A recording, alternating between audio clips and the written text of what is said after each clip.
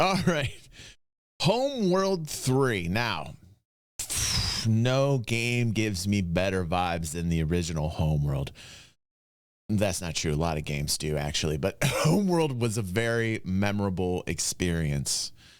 The soundtrack, the whole idea that it had BSG vibes before BSG. You understand what I'm trying to say? So I was like, this Homeworld 3 looks amazing. I want to see a review of it before I lock down and spend the money on Homeworld 3. Where can I go to get an honest review? Okay, here we go. Worth a buy. Let's check it out. Homeworld 3. Is it worth a buy? Let's read the words of the developer. Tactical, beautiful and wholly unique, the Game of the Year winning sci-fi RTS returns with Homeworld 3. Assume control and battle through fleet combat in dazzling, fully 3D space, while the award-winning story unfolds on a galactic scale. First up, guys, let's have a quick look at the graphical options. There's quite a few to twiddle and tweak, as you'd expect from a full price. Well, it's a £50 game, this. You can get it cheaper than that, though, on Green Man Gaming. It's their birthday. If you put in the BDay14 code, click the link in the description, you can get, I think it's 14% off. Well worth a punt if you are into this kind of game. But you might want to watch this review first. Now, on my 2080 i9, it ran okay. I mean, when I say that, these kind of games, you know, you don't really need like 200 frames a second. You're not like in a first-person shooter. So I was playing huge battles, and it did drop down to about 30 frames a second, but it didn't really feel too bad because, again, the kind of game that you're playing. It has a 5 or 6 hour campaign, which I haven't finished. I've done 6 hours in the game, and I split that between the campaign and skirmish maps and stuff like that. But I did want to finish the campaign, but I just couldn't stand it anymore. There's a big problem for people like me playing these kind of campaigns. The story I found drab, really drab, and that's annoying, concerning. to be honest with you. That's concerning. The worst thing about it for me was the way that the game handles the cutscenes. It does what COD used to do a lot. It just rips control off you at crucial points. You might be doing some intricate kind of tactics with your, well, I wouldn't go as far as to say it. To be fair, that's what the original title did every once in a while in regards to the story, which I always liked Homeworld, the original. And when something happened, it would take away and it would show you what's happening on in the area that you're fighting, and it would do that from time to time, which, yeah, can be a little bit annoying, especially if you've assigned units to do something, right? But the tasks that you assigned it before the cut stay on those units. I don't know if that's what happens in Homeworld 3. It happened very rarely in Homeworld, the original. If that's like a normal thing that happens in Homeworld 3, yeah, that could be a little bit annoying. But they did it for their storyline, which I always liked the storyline initially. I'm not quite sure how it's advanced through time. But when I saw Homeworld 3 and I saw the looks of it, I was just like, wow, this looks stunning.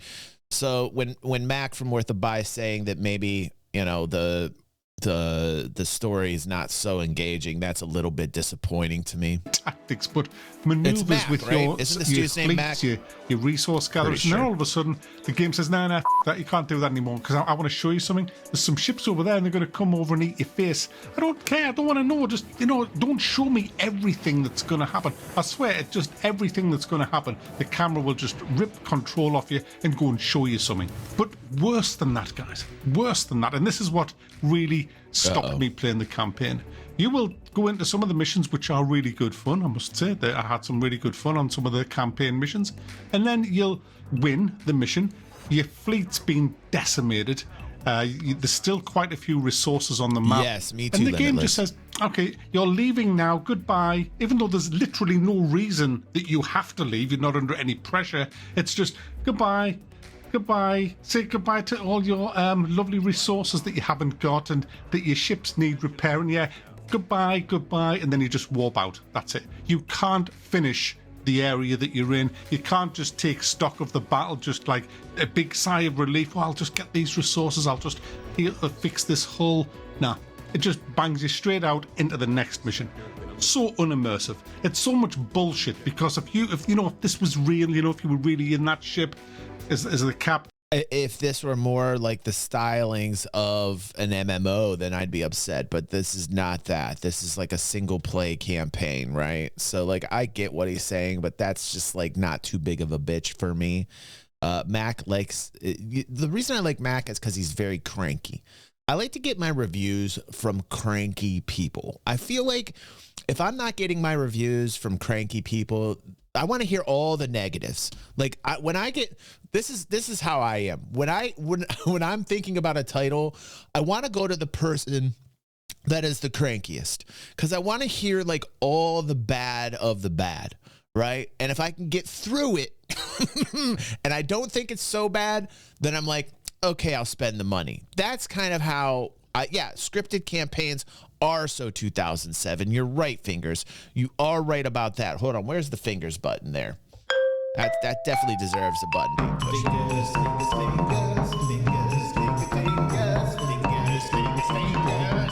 Oh, backspace, let us know when that's up. I would love to watch that. I would love to watch that.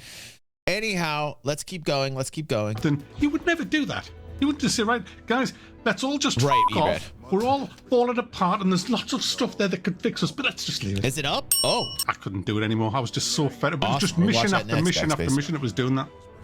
So I went on to skirmishes. Now, the skirmish mode was hugely disappointing. The maps, all 6 or 7 of them, there's hardly any maps, and they're really small.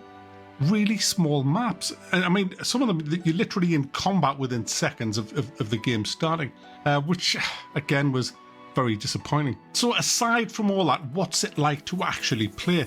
Well, it's not as tactical as I remember the first Homeworld. I didn't really play much on the second one. I loved the first one, and compared to that, it's just, well, it didn't have that wow factor, it's kind of devoid of tactics. You just build a big group and throw your group at their group, and whoever has the most upgrades and cooldowns wins, essentially. At least that was my experience in the actual skirmish mode. It's just, big group against big group. It looks fantastic. I mean, it really does look good when there's huge battles going on. It's just chaos, absolute chaos. And the way you build your ships as well is different. You go down a Homeworld 3. We're checking out a review on it. Welcome, Zark. How you doing, buddy? Good to see you here. You watched your little video last night. You like when you're playing another one this morning from skirmish games. You're just going down the list of. Okay, here's the thing. It is like Limitless says. It's it's a sad thing when all you have is like just the stunning and the wow factor. And like Fingers says, kind of scripted campaigns are very 2007, right? It's hitting me that I am a bit disappointed as I watch this. I so love the original Homeworld. This is an older 90s title, by the way, and they've made other ones that I wasn't too fond of, but I was really looking forward to Homeworld 3 and that they would bring back the vibe of Homeworld. It's a sci-fi RTS. The one I'm really looking forward to is Falling Frontiers by our friend Todd Darcy, who is an independent game dev. And so Falling Frontiers is something I'm very much looking forward to. But I figured with this title, since it's like a AAA game, that, it's going to look stunning, and maybe they put a little bit more time into the storyline. Maybe they'd make it a little bit more tactical. The original Homeworld was very tactical. You had to have the right ships. If you didn't build the right ships with your resources, you were screwed. And it made you have to think about what you had to produce, which is really why I loved it. I'm a huge tactical game player. I loved, like, for instance, I had an organization or corporation and an alliance in EVE Online. One of my favorite things to do is compose a fleet of people to go at another corporation or alliance. And it was just so fun composing fleets together against other people's fleets. And usually we just decimated everything we encountered. And it was because I spent hours of time going over ship stats, figuring out how we were going to strike, wondering, and I have to say that a lot of that, of my EVE Online experience, came from that love of playing Homeworld at a very, very young age in the 90s, where that's where I got my first taste of like, tactical gameplay, right? So when I got into EVE Online and I started composing these fleets, it was primarily because of Homeworld and that initial spark that Homeworld gave me, that I went into EVE Online and I was like, okay, cool, let me put a fleet together and let's see what we can do. And normally I had a very high success ratio. When we go into battle, I'd find the right FC, fleet commander. We had a few, and they were great people. I love them. I still talk to them to this day. Great people. And, some of them are going to be in my organization in Star Citizen. And we're going to go full throttle when the game releases, right? But anyway, back to this. That's disappointing to hear that you're just kind of throwing units and spamming units, and it's just like in the skirmish mode, throwing units at one another, and whoever's got the bigger mob wins, if that is the case. Granted, let's with a grain of salt, let's just think about this though. This guy only played this game for 6 hours. Now, if in 6 hours he's coming up with this and this is what he's saying, it feels like it might be a little bit shallow to me, which I don't like. You know what I always wanted, and I'm not quite sure if this title has or if Mack from Worth the Buy is going to talk about, is I always wanted like a multiplayer mode to go up against people, because I love the PvP, especially in an RTS, man. Like, I hope that this title has that. I think that is the banger. I think if they did that, that's an instant win. But, that's what I said. That's what I said to Todd Darcy of Falling Frontier. I said, hey, dude, eventually you got to make this multiplayer, man.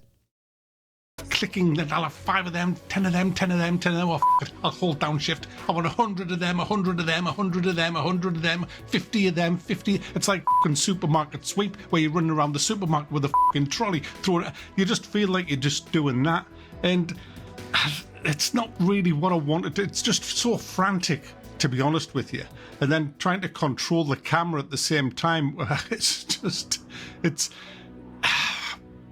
disappointing. It's not a horribly bad game by any means. I mean, I've had some. What I did, I turned the resources right up just for a laugh in the skirmish mode, and that was probably my funniest game, to be honest. There was just hundreds of ships everywhere, 2v2 with the AI, and I had a blast. That was actually good fun. It's got great sound effects, great music, and the visuals are stunning. Looks really good, even on my sort of medium to low end rig. It still looked good, and it still ran well enough to play. Absolutely, I never had any kind of big stuttering or anything like that. It just kept going, And yeah, it is a fun game, but it's disappointing for a Homeworld game. That's my problem with it. I expected it to be a lot better than it is, which is a shame. It's a big shame. I think it is. Die-hard Homeworld fans, I'm not a die-hard Homeworld fan. I loved the first one, but I think the die-hards are not going to be too happy with this. It feels like a MOBA, to be honest with you. And the campaign I found very, very annoying. Other bad things this game has, aside from the ones I've already mentioned, it has the nouveau, which I don't like. The main reason I don't like it is because the pirates get a better version of the game than the actual paying legit customers. Man, that's just screwed up, considering it's already on Steam, which is a DRM in itself. There's also a big kind of thing you have to agree to, the terms at the beginning, which gives them access to a shit ton of your private stuff. Don't like that. Gameplay wise, the pathfinding's a bit odd. Sometimes you'll tell your guys to go and do something and they'll just say nah. They just sit there like dicks. So there's a bit of clicky. Oh, and it has a day one. It's actually a season pass, if I remember rightly. Yeah, I think it's got day one season. It's guys, it's kind of got all the bad stuff that you don't really want in a game. It should be fully finished on release. No day one DLCs, no de nouveau. It should be just, look, there's our money, there's our hard-earned, give us a completed game, not a bit of a one. So there you go, guys. Homeworld 3, another big disappointment at 50 quid. Damn.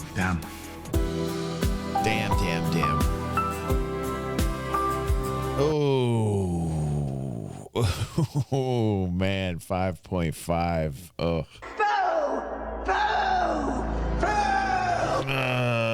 Man, they built me up for this one. They really built me up for this one, and it's just really disappointing to hear this. You know, I've got a dude named Shep. A lot of you know in the Discord, he's been really looking forward to this side, me the DMs and the you know, some of the screenshots he's sending me are absolutely knockout ridiculous. But you know, if it looks fantastic but is kind of like a meh experience, that's just so disappointing to me. Just so disappointing.